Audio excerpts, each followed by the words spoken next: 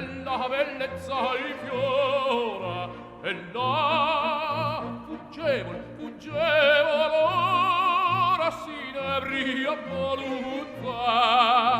Liviana i dolci fremiti che suscita l'amore, poiché quello che ha da fare